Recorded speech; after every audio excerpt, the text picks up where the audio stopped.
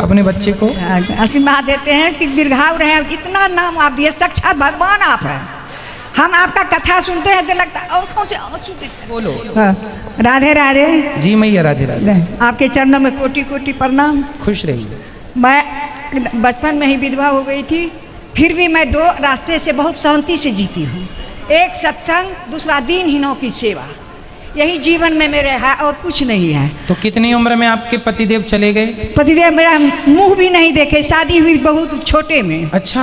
हाँ, पति का मुंह भी नहीं देखे। आपने अपने पति का मुंह भी नहीं देखा? नहीं देखे। 5 साल की थी तो कैसे देख। उसके बाद डेथ कर गए, हम मायके ही रह गई। अच्छा। पढ़ लिख करके अपना भाई सब पढ़ा दिए, हम पढ़ करके। तो आपकी कितनी उम्र में शादी हो गई थी? 5 साल में।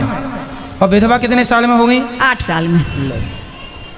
ससुराल नहीं गए और देखे भी नहीं।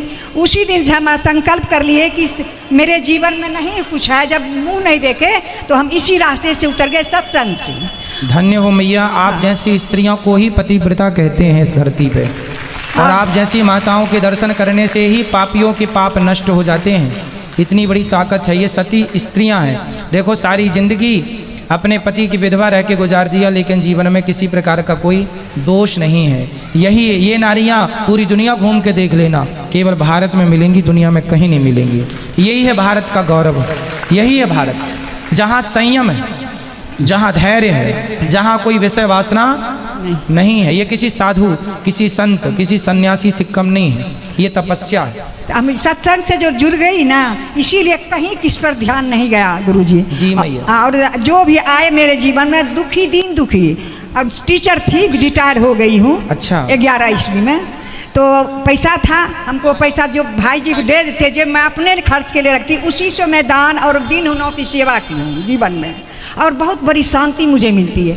भागवत कथा से मेरे जीवन में बहुत कुछ मिला था, और इतना मिला था हमको सुख भागवत कथा से, जिसके चलते अथी में अथी लॉकडाउन जो लगा, आपका अचानक खोले, आपका दर्शन हो गया। मैं उसी दिन से इतना लगन में हूँ कि आपसे के द्वारा मुझे बहुत बड़ी जो अधूरी थी मेरी शिक्षा सत्संग से, वो पूरी हो गई।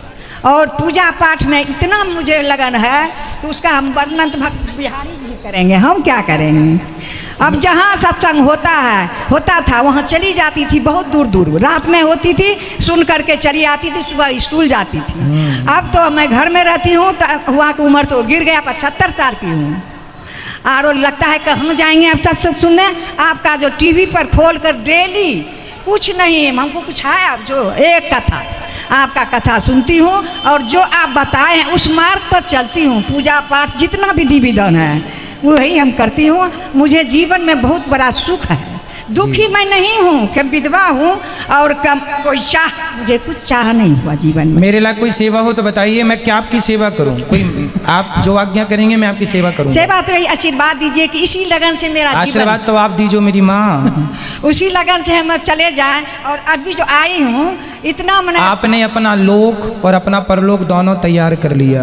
यहाँ आई जो हाँ आपसे मैं करवाने के लिए गोदानी जीवित में ही कर लेंगे, मरने के बाद कौन भतीजा करेगा। ससुराल नहीं गए तो नैहर में रह करके, बच्चे भाभी मर गई तो बच्चे 3 थे, उसको पालन पोषण करके शादी ब्याह कर दिए, 2 बहू है और वही हमारा देख रेख करती है। मरने के बाद ये जो हम किए अभी 3 जग, ये हम अपना पैसा से किए और भाई किसी को नहीं मांगे, भौजाई तो है ये नहीं है, हम ही तीनों बच्चों पूर्ण रूप से अपने आप को भगवान को सौंप दीजिएगा। बस सौंप दिए बस। आपके कथा से तो इतना मैं प्रभावित हुई हूँ, उसका वर्णन हम नहीं कर सकते। और जब तक जीवन में रहूंगी तब तक आपकी कथा छोड़ूंगी नहीं।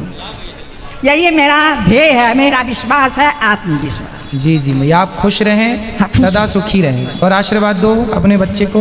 आशीर्वाद देते हैं कि दीर्घायु रहे। इतना नाम आप दिए, साक्षात भगवान आप हैं।